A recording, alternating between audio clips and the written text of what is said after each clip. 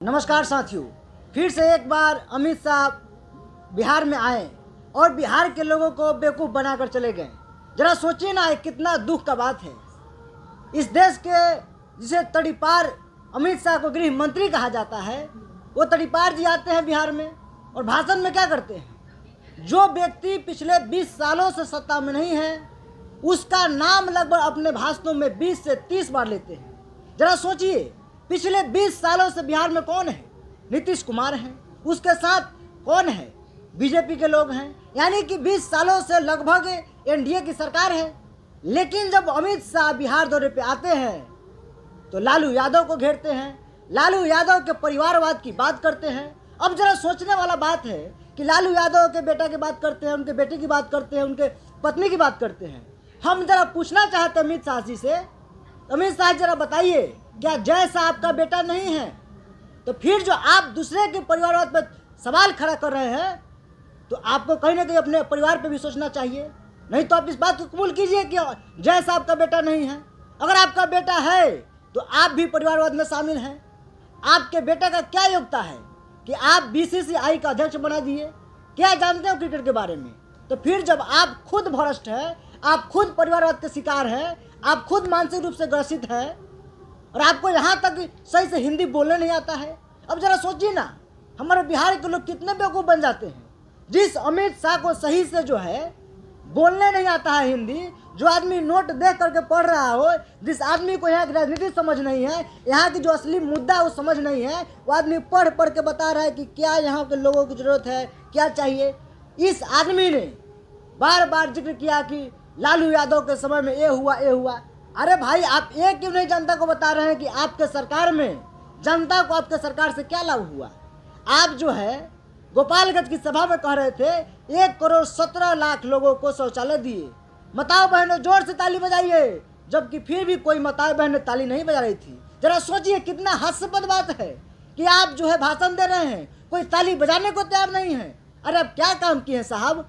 आप ऐसा काम किए कि कोई ताली बजाना तक पसंद नहीं कर रहा है। इस बात से पता चलता है कि आपने बिहार में कुछ नहीं किया है।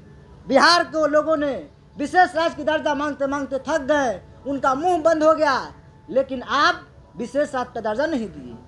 आप कहे थे कि बिहार में आपका जब मोदी जी आए थे 2014 में, उस समय में मोदी जी का भाषण सुनने के लिए अपने हॉस्टल से पिटा करके गया था। मोदी जी क्या बोले थे कि अगली बार जब आएंगे तो पूर्वी चंपारण जिले का जो चीनी मिल है, इसके चीनी से बने हुए चाय पी करके जाएंगे। बताइए मोदी जी, क्या आप चाय पिए? अरे महाराज, आपको तो चाय बनाने भी आता है। कम से कम जो चीनी मिल जो चालू बंद है उसको चालू करवा लेते और चाय बनाते, सबको पिलाते, लोग कितना मस्त हो जाते। लेकिन आप तो जुमले निकले, जुमलेबाज निकले। आपको विकास से कहाँ मतलब है? आपको तो बस उस आदमी पे बार बार अटैक करना है जो आदमी 20 सालों से सत्ता में नहीं है, जेलों में बंद रह रहा है, कभी बेल पे बाहर आ रहा है, कभी पैरोल पे बाहर आ रहा है। आप उसका जिक्र कर रहे हैं। आप ये बात क्यों नहीं गिना रहे हैं कि आपकी सरकार ने 15 करोड़ देने का वादा किया, क्या आपने दिया? नहीं दिया।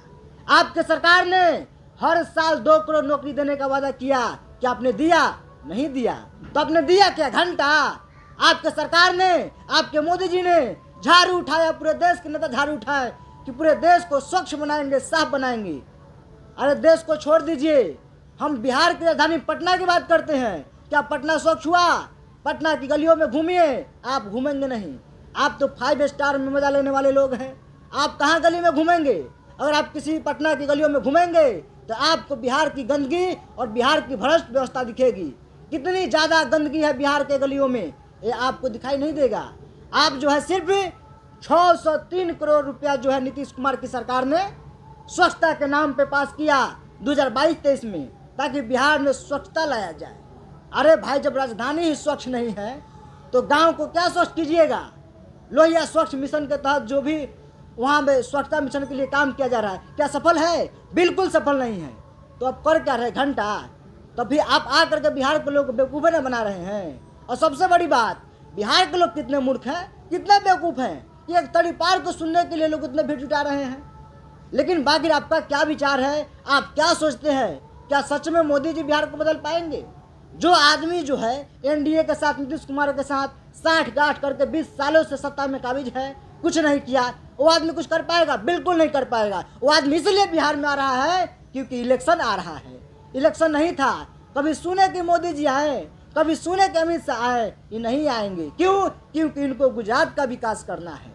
इनको जो है बिहार उत्तर प्रदेश के विकास से कहाँ लेना देना है? अगर लेना देना होता तो बिहार में जो इलेक्शन के समय आते, या इलेक्शन से बाद में भी आते, इलेक्शन से पहले भी आते, लेकिन इनको बिहार के विकास से बिल्कुल मतलब नहीं है। तो बिहार के लोगों से एक ही अपील है कि आप अपने समाज के ऐसे लोगों को जिताइए जो आपके बीच में रह रहा हो, आपको सुख दुख में काम दे रहा हो, ना कि कोई जो उत्तर प्रदेश से, कोई गुजरात से, कोई कहीं और से आकर के आपसे वोट मांग रहा हो राष्ट्र के नाम पे, हिंदू मुसलमान के नाम पे, उसको वोट देने की जरूरत नहीं है। आप अपने बच्चों के हक की लड़ाई आप खुद लड़ सकते हैं, आपकी वोट को ताकत है। लेकिन कहीं ना कहीं ये जो अमित शाह है, ये लोग कौन है? ये लोग जो है बड़का भ्रष्टाचार के मसीहा है लोग। ये लोग और कुछ नहीं आता है, इनको अपना परिवार दिखता है। आपके, हमारे और जनता के परिवार से इनको बिल्कुल मतलब नहीं है। इनको जो है सत्ता में रहना है, सत्ता का मलाई चासना है, चावना है। बाकी इनको ना तो देश से मतलब है और ना ही इस बिहार से मतलब है। आपकी क्या प्रतिक्रिया है कमेंट करके जरूर बताइएगा। तब तक के लिए विदा लेते हैं, नमस्कार।